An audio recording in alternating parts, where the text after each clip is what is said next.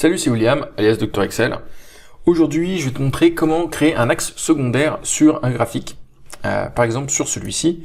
Qu'est-ce que c'est qu'un axe secondaire? Alors, je vais t'expliquer ça tout de suite. Là, ici, tu vois que j'ai un graphique qui représente le chiffre d'affaires et le nombre de vendeurs pour chaque année, pour de 2011 à 2018.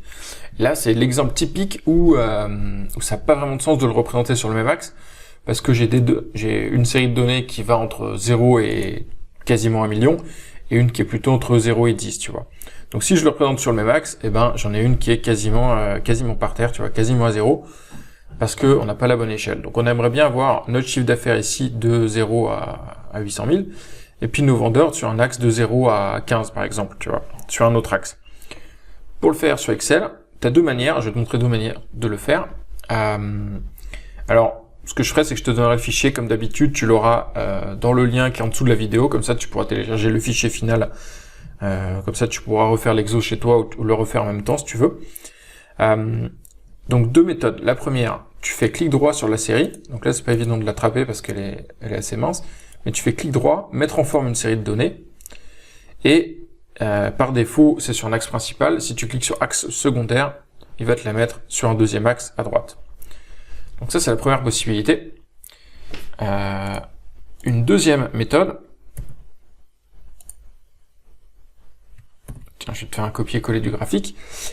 Tu peux tout simplement faire... donc, tu sais quoi, je vais te le remettre sur un axe primaire comme c'était avant. Sur l'axe principal. Tu peux faire clic droit et modifier le type de graphique. Tu vas aller dans graphique combiné. Alors, par défaut, tu as deux courbes comme ça. C'était celui-là. C'est ce qu'on avait avant. Mais tu vois, quand tu as des données qui sont pas homogènes entre elles, ça peut être sympa aussi de pas représenter le même type de graphique. Donc ici, par exemple, tu peux avoir envie de choisir un histogramme comme ça, un histogramme groupé, et de le choisir sur un axe secondaire. Donc tu vas avoir d'une part ton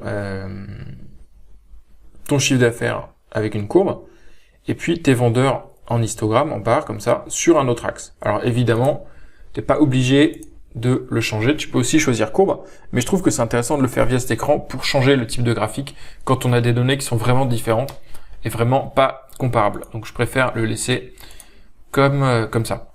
Ok, ce qui te donne voilà, le même graphique avec, en plus tu as la légende automatiquement qui va t'expliquer